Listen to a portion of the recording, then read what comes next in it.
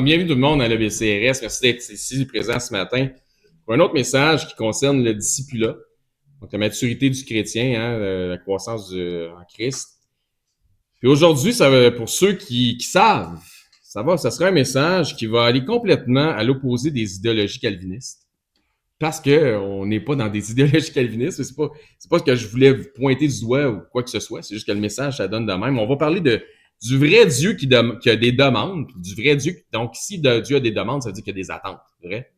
Donc, on va parler du vrai Dieu qui a des demandes puis qui a des attentes, et non pas d'un Dieu hypocrite qui demande des choses sachant qu'il a prédéfini ou qu'il a préorchestré déjà les résultats. On parle ici de résultats qui pourraient aller à l'encontre de ses demandes, ce qui fait aucun sens. Ce qui serait une forme de moquerie envers sa propre création, comme si c'était une grosse game. Donc, nous allons aller au-delà du blocage mental de Jean Calvin dans l'étude d'aujourd'hui. Et le titre du message de ce matin, c'est « La conversion ». Et vous pouvez trouver le passage d'ouverture dans Luc, un petit passage qu'on va lire, dans Luc chapitre 22. Donc, dans Luc 22, à partir du verset 31, le Seigneur dit « Simon, Simon, Satan vous a réclamé pour vous cribler comme le froment. Mais j'ai prié pour toi, afin que ta foi ne défaille point. Si tout était orchestré d'avance, pourquoi Jésus aurait besoin de prier pour lui? C'est déjà qu'est-ce qui va se passer. Mais Jésus a prié pour lui. Et j'ai prié pour toi, afin que ta foi ne défaille point. Et toi, quand tu seras converti, donc le titre de notre message de ce matin, la conversion, lorsque tu seras converti, affermis tes frères. Là, quand Jésus dit ça à Pierre, Pierre va le prendre personnel. Il va avoir une réaction face à ce que Jésus vient de dire. Il va prendre ça personnel, il va se sentir obligé de se justifier puis de défendre sa foi. Seigneur, lui dit Pierre, je suis prêt à aller avec toi et en prison et à la mort. Tu sais, l'esprit est prompt, mais la chair est faible. Simon, Simon, tu vas te rendre compte que dans cette épreuve, ta foi en moi ne serait peut-être pas aussi forte que tu penses qu'elle l'est. Mais tu vas avoir une prise de conscience qui va t'amener à une conversion qui va vraiment, éventuellement, t'amener en prison puis à la mort pour moi. Et Jésus dit à Pierre, je te l'ai dit, le coq ne chantera point aujourd'hui, que tu n'aies renié 3 fois me connaître. Suite à ta conversion, par contre, là, tu vas me renier 3 fois. Mais suite à ta conversion, tu vas proclamer haut et fort à tout le monde que tu me connais. Dans le contexte qu'on vient de voir, qu'on vient de lire, il y a beaucoup de substances spirituelles juste dans ce petit passage-là. Premièrement, on voit ici qu'il y a un combat spirituel qui est sur le point d'avoir lieu. Satan vous a réclamé pour vous cribler comme le froment. Il va y avoir un combat spirituel qui va avoir lieu. On comprend que l'adversaire, le diable, qui est Satan, est un être qui est limité aussi par l'autorité divine. Donc, il faut qu'il réclame, mais aussi, on voit ça, ces limitations-là, on le voit particulièrement dans le livre de Job. Si vous avez jamais lu le livre de Job, allez lire ça, c'est un phénomène, puis justement, ça va vous aider pour les prochaines études qu'on va faire. Donc, on voit dans le livre de Job où Satan, il veut s'en prendre à Job, alors que Dieu lui permet de le faire, mais avec certaines limitations. Puis cette histoire-là, dans le livre de Job, autant que l'histoire qu'on vient de lire dans Luc ce matin, c'est des histoires qui m'ont toujours fasciné dans ma chrétienté. Ça m'a toujours fasciné. Il y a quelque chose de fascinant à constater que Satan, l'adversaire, a besoin d'avoir une permission spéciale pour s'en prendre aux serviteurs de Dieu. C'est fascinant. C'est encore plus fascinant de constater que Dieu accorde sa permission à notre adversaire. Tu dis, ben voyons donc. Puis autrement dit, Satan fait des requêtes à Dieu, un peu comme on l'a vu, Satan vous a réclamé.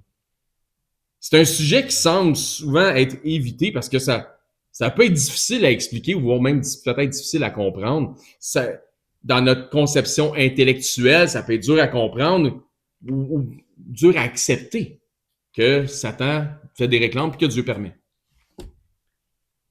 Je me mets dans la peau d'un nouveau converti, un nouveau en Christ, je vais dire ça comme ça, qui a mis sa confiance, sa foi en Dieu, puis qui réalise que Dieu peut permettre à Satan des épreuves, de l'éprouver.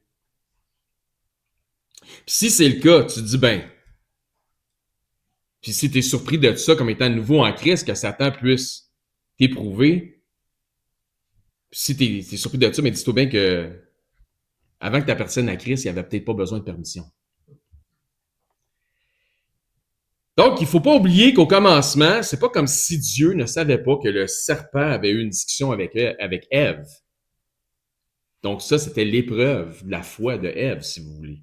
Dieu aurait pu empêcher cette rencontre ou cet échange entre Ève et le serpent. Mais Dieu a permis à Satan, à travers le serpent, de tenter Ève au péché. Ça nous ramène à la réalité déjà exposée ici, que Dieu permet des événements, mais que Dieu ne perd pas le contrôle. Dieu sait, Dieu est au courant, Dieu connaît, mais Dieu permet, mais Dieu ne perd pas le contrôle. Dieu reste en contrôle. Quand je dis que Dieu permet, écoutez-moi bien, puis suivez-moi, ne mettez pas des mots dans ma bouche que j'ai pas dit ou des pensées que j'ai pas, c'est que Dieu laisse passer certains événements. Suivez-moi avec ça. Dieu permet à sa création, à l'homme, d'aller au bout de sa folie. Ainsi donc, Dieu permet des choses qui semblent aller ou qui carrément vont à l'encontre de sa volonté. C'est comme Bessie priait dans sa prière, c'est que la volonté de Dieu, c'est que tous les hommes soient sauvés. Mais c'est pas tous les hommes qui vont être sauvés. Mais pourtant, c'est la volonté de Dieu que tous les hommes soient sauvés. Par exemple, si Dieu a permis que le serpent discute avec Ève et qu'il la tente et qu'il la convainque de pécher, mais le péché accompli par Adam et Ève n'était pas selon la volonté de Dieu. Dieu a permis que le Satan tente, mais l'accomplissement du péché n'est pas selon la volonté de Dieu. Je sais pas si j'espère que vous comprenez la différence. Il y a une différence entre ce que Dieu permet et la volonté de Dieu. Dieu permet que certains événements prennent place, même si les résultats peuvent aller à l'encontre de sa volonté. Néanmoins, Dieu ne fait pas d'erreur. Que le serpent séduit par le mensonge ne représente pas un problème en soi, tant et aussi longtemps que l'obéissance à la parole de Dieu demeure en vigueur chez le disciple ou chez l'individu. Ça représente une épreuve de la foi. La foi se doit d'être mise à l'épreuve. Mais lorsque l'épreuve de la foi vient, deux options s'offrent aux croyants. Un, l'échec, succomber, le péché, ce qui n'est pas une fin en soi. Ou deux, la victoire par l'obéissance à ce que Dieu dit. C'est les deux options. Tu arrives à croiser des chemins. Tu obéis, tu les obéis. Donc, le Dieu souverain laisse à l'homme la possibilité de faire des choix conscients d'obéissance ou sinon de désobéissance. Dieu a permis le péché dans le sens, au minimum, qu'il n'est pas intervenu pour l'empêcher. Le libre arbitre étant, la volonté de l'homme est allée dans le sens contraire de la volonté de Dieu. Donc, la volonté de Dieu, c'était que l'homme ne mange pas, mais la volonté de l'homme, ça a été de faire l'encontre de la volonté de Dieu. Vous suivez? Fais tourner dans Genèse chapitre 2, on va aller voir ça. Si Dieu ne permettait pas le péché, suivez-moi avec ça dans mon idée, supportez-moi. Si Dieu ne permettait pas le péché, nous n'existerions pas. La race humaine serait déjà chose du passé et ne serions pas ici pour en parler. Donc attention, il y a une différence à faire entre ce que Dieu permet, c'est-à-dire il permet parce qu'il ne l'empêche pas, donc il le tolère, et ce que Dieu veut, donc la volonté divine. Il y a une différence à faire entre les deux. Car si Dieu avait physiquement intervenu, si physiquement il avait appliqué la sentence lors du péché du patriarche Adam, l'humanité aurait pris fin avant même possiblement la procréation. Parce qu'il dit, certainement, au jour où tu en mangeras, tu mourras. Et si la sentence avait pris lieu, ça serait fini déjà, l'humanité. Genèse 2, 15, verset 15. L'Éternel Dieu prit l'homme et le plaça dans le jardin d'Éden pour le cultiver et pour le garder. Volonté de Dieu. Tout comme Dieu a prévu, regardez bien le parallèle qu'on peut faire avec ça. L'Éternel Dieu prit l'homme qui venait de créer. Il l'a placé dans le jardin d'Éden pour le cultiver et pour le garder. Tout comme Dieu, on est sauvé par les œuvres? Non, mais on est sauvé pour les bonnes œuvres que Dieu a créées d'avance afin que nous les mettions en pratique. On est une nouvelle créature, donc les nouvelles créatures que nous sommes, c'est comme c'est le parallèle fait entre la créature que Dieu a mis dans le jardin pour cultiver, donc il avait fait des œuvres d'avance pour que l'autre le mette en pratique. Donc tout ce que, comme Dieu a prévu des œuvres d'avance pour les nouvelles créatures en Christ que nous sommes, afin que nous les mettions en pratique, il avait placé l'homme dans le jardin pour cultiver le jardin. Nous devons semer la parole, arrosée par l'Évangile, et certains, selon le don que Dieu dispose à chacun, sont des ouvriers dans la moisson. Nous sommes ensemble les jardiniers du Seigneur. C'est un peu comme le prophète Isaïe. On lit en passant, on lit Isaïe présentement les mercredis soirs ensemble. C'est un peu comme le prophète Isaïe l'exprime au 2e chapitre, verset 4 de son livre, où il dit de transformer les armes, les épées, etc., les lances, en outils de jardinage. Donc, verset 16, l'Éternel Dieu donna cet ordre à l'homme, tu pourras manger de toutes les arbres du jardin. Et ça, c'est l'ordre de Dieu, selon la volonté de Dieu. Puis l'ordre de Dieu, selon sa volonté, continue. Mais tu ne mangeras pas de l'arbre de la connaissance du bien et du mal, car au jour où tu en mangeras, tu mourras. Dans certaines versions, c'est certainement tu mourras. Donc, c'est le mot certainement qui va être ajouté. Donc, il n'a pas dit ici, si tu en manges, tu vas mourir. Mais bel et bien au jour où tu en mangeras, c'est-à-dire que Dieu savait déjà que c'était pour arriver. Puis gardez votre doigt pas loin parce qu'on va aller dans Genèse chapitre 4 dans quelques instants. Autrement dit, c'est pas si jamais ça arrive, mais plutôt quand ça arrivera, tu vas mourir. Tel que je l'ai dit, si la sentence avait été physique et immédiate, si Dieu était intervenu de façon physique et immédiatement sur Adam et Ève, nous ne serions pas là aujourd'hui. Bien que dans sa toute-puissance, Dieu tolère le péché et la révolte. Nous savons par discernement qu'il n'en est pas le responsable. Nous savons aussi que cette révolte n'est pas selon sa volonté. Et c'est habituellement à cet endroit que l'esprit humain a de la difficulté à faire la part des choses. C'est ce que Calvin ne pouvait pas intellectuellement comprendre. Si c'est selon sa volonté, c'est pas selon sa volonté, comment ça qu'il le permet? Donc, on va passer dans une lubie imaginative que Dieu a tout prédéterminé, tout prédestiné d'avance. Comment que ça fonctionne? Si c'est pas selon sa volonté, pourquoi le permet-il? Pourquoi le tolère-t-il? C'est une bonne question, par exemple, à se poser. On doit se poser des questions. On pourrait même aller plus loin dans un raisonnement en se disant, s'il est vraiment tout-puissant, si Dieu est vraiment tout-puissant, et que le péché est contre sa volonté, pourquoi ne l'empêche-t-il pas? La réalité, c'est que Dieu est en constant combat contre le péché. C'est la manière dont Dieu a choisi de combattre que l'homme n'arrive pas à saisir. Je vous répète ça une deuxième fois. S'il est vraiment tout-puissant et que le péché est contre sa volonté, pourquoi ne l'empêche-t-il pas? La réalité, c'est que Dieu est en constant combat contre le péché et c'est la manière dont Dieu choisit de combattre que l'homme n'arrive pas à saisir. Dieu combat le péché par sa parole. Car la parole de Dieu est vivante et efficace, plus tranchante qu'une épée quelconque à 2 tranchants, pénétrante jusqu'à partager âme et esprit, jointure et moelle, elle juge les sentiments et les pensées du cœur. Hébreux 4:12. Les épreuves du combat de Dieu, pardon, pas les épreuves, mais les preuves du combat de Dieu sont ses avertissements. À Adam, il l'a avisé d'avance, il dit, mange-en pas, parce qu'au jour où tu vas en manger, ta mort sera certaine. Donc, par sa parole, Dieu a donné des instructions à aviser. Dieu combat le péché par sa parole. Et à Caïn, il a dit, vous pouvez tourner, je vous l'avais dit tantôt qu'on irait dans le chapitre 4. À Caïn, il a dit, au chapitre 4, verset 6, et l'Éternel dit à Caïn, donc il a parlé à Caïn par sa parole, pourquoi es-tu irrité et pourquoi ton visage est-il abattu? Pourquoi Caïn? Parce que tu fais les mauvais choix. Dieu ne fait pas les choix à notre place. Il n'a pas fait les choix à la place de Caïn. Certainement, si tu agis bien, donc si tu fais les bons choix, tu relèveras ton visage. Et si tu agis mal, si tu fais les mauvais choix, le péché se couche à la porte et les désirs du péché sont tourner vers toi, mais toi, domine sur lui, sur quoi? Sur qui? Le péché. Domine sur la désobéissance par l'obéissance. Dieu combat le péché par ses avertissements, par sa parole. Et donc, comme il a dit à Caïn, Dieu combat le péché par ses avertissements, par sa parole.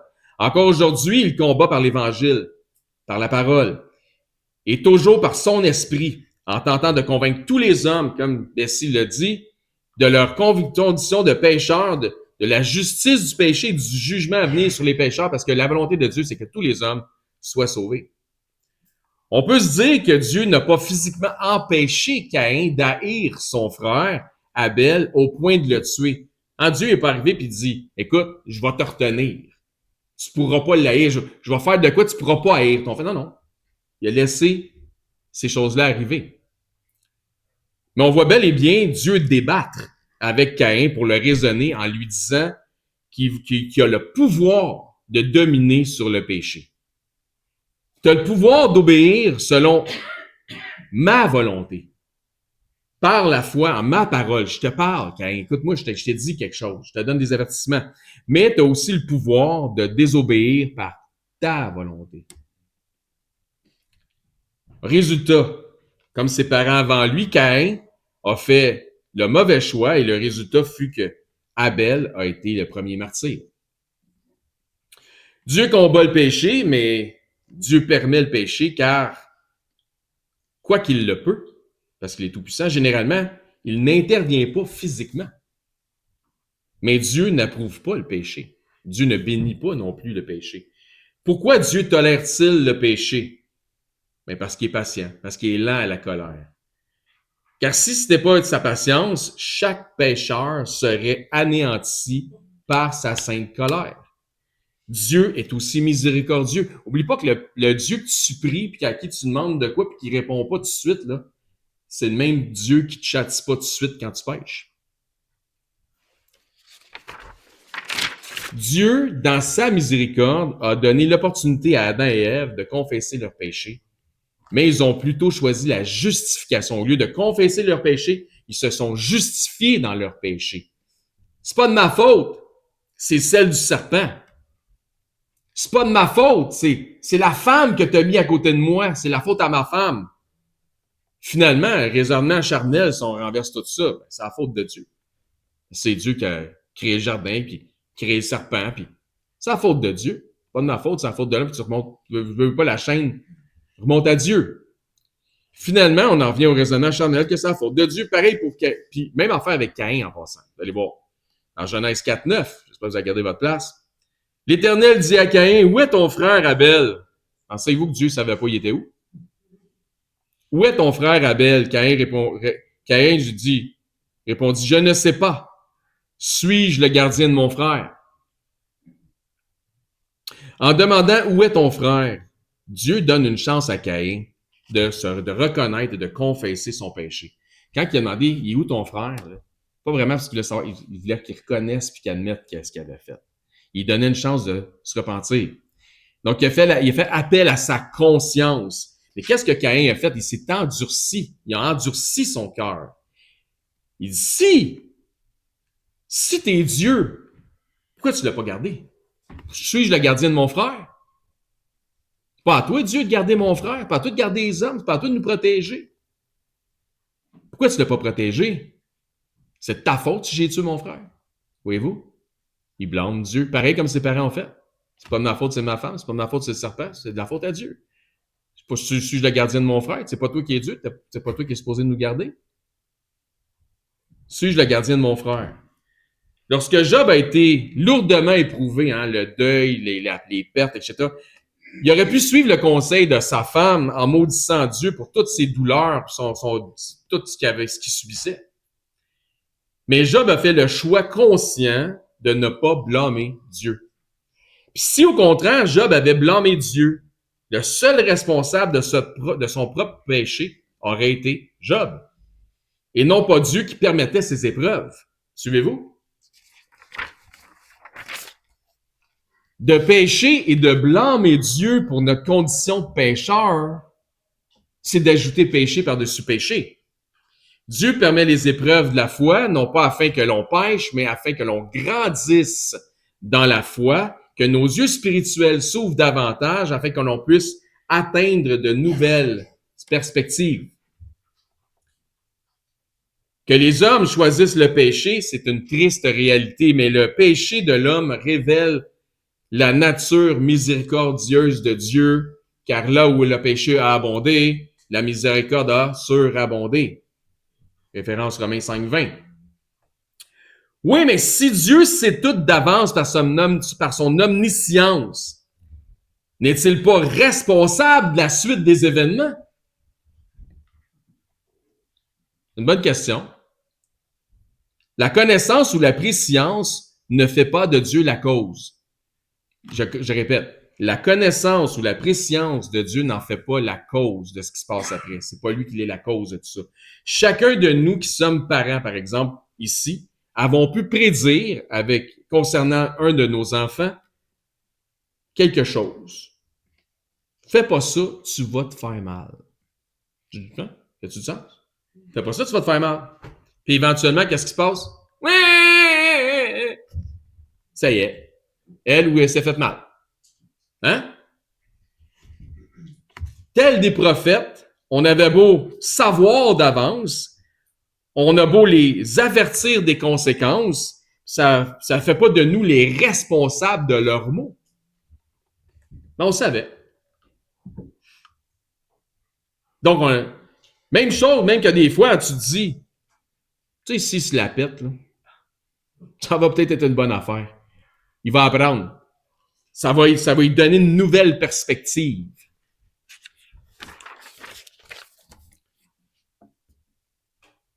Donc, nous n'en sommes, parce que l'enfant se fait mal, ça ne fait pas de nous la cause de fait qu'il s'est fait mal, même si tu savais d'avance que s'il faisait ça, il était pour se faire mal.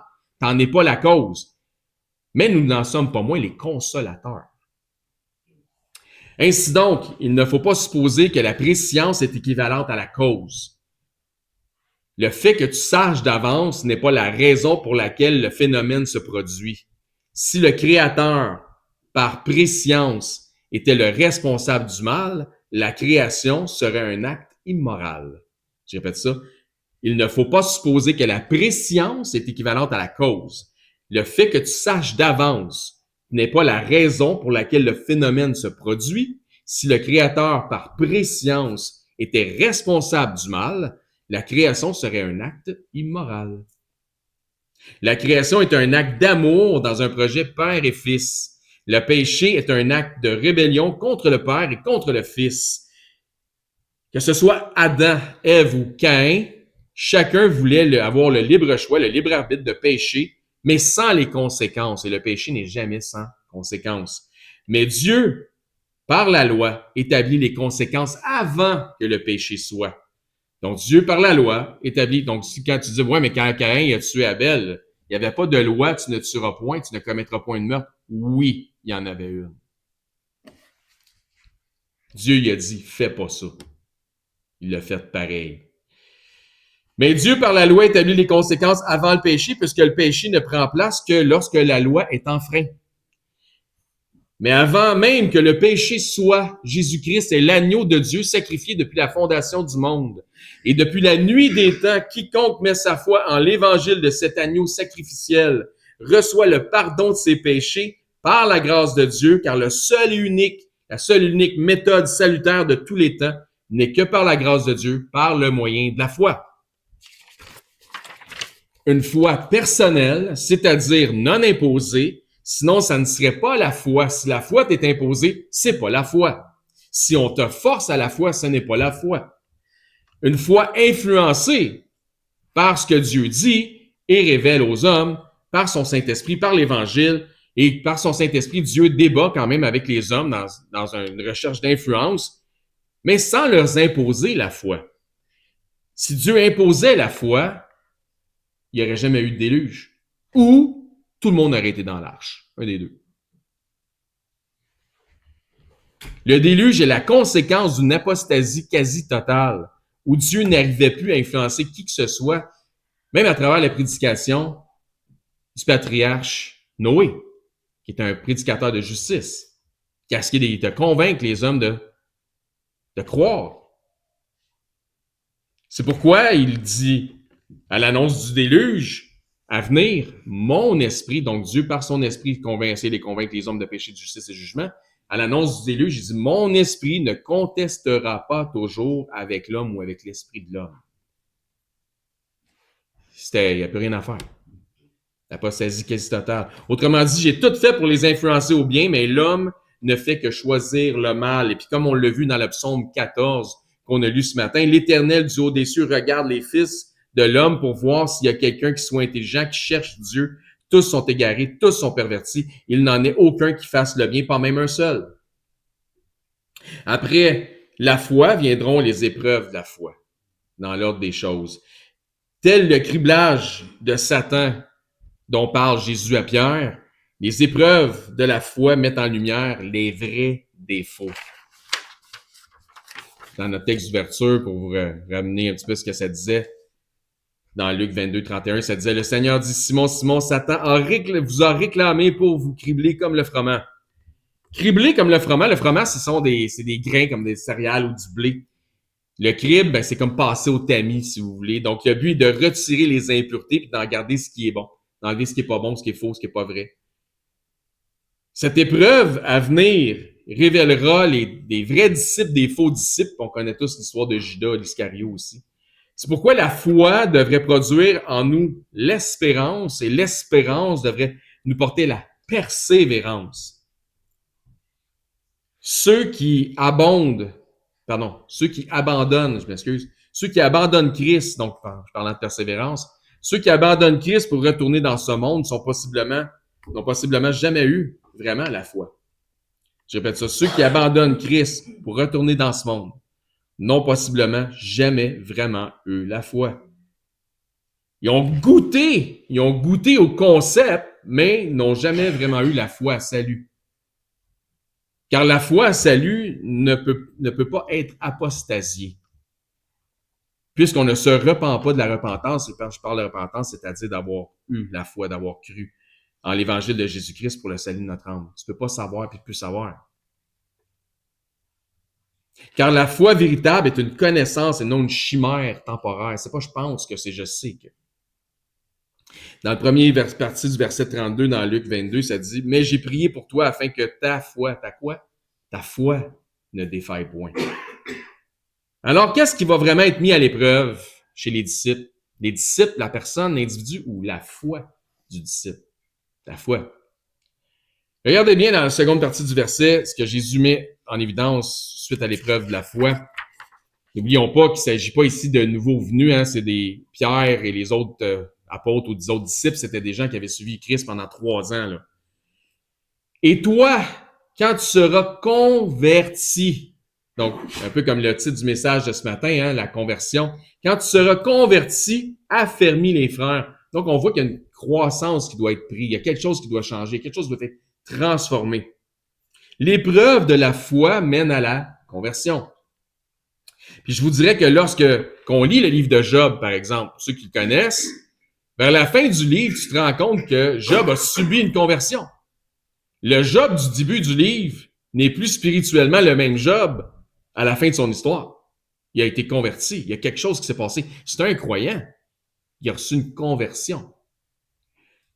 Le Pierre qui a dit à Jésus, je suis prêt à aller avec toi en prison puis à la mort, n'a jamais pu être le même Pierre après le chant du coq. Ben, qu'est-ce qui s'est passé? C'est quoi le titre de notre message? La conversion. Qu'est-ce qui s'est passé? La conversion. C'est ça qui s'est passé. La conversion. Dans notre jargon ecclésiastique, nous allons dire de quelqu'un qui a confessé Jésus-Christ comme Seigneur et Sauveur, qu'il ou elle s'est converti à Christ et c'est pas faux, la description est bonne. Tu sais, quelqu'un qui vient de joindre les rangs, mettons, puis qui a confessé Christ comme Seigneur et Sauveur, il s'est converti à Christ. Mais je crois que dans les Écritures nous manifestent qu'il y a une différence entre converti à Christ et converti en Christ. Puis la conversion pour la foi et la conversion suite aux épreuves de la foi. Je termine ça, les amis. Et ce dont j'aimerais vous entretenir, c'est ça, c'est pas mal le sujet de la conversion. Dieu voulant, dans nos prochains messages. Donc, je vous suggère d'aller faire un petit tour dans le livre de Job, de lire un peu son histoire. Ça va nous aider pour dans quelques semaines. Conclusion de notre message ce matin, les amis.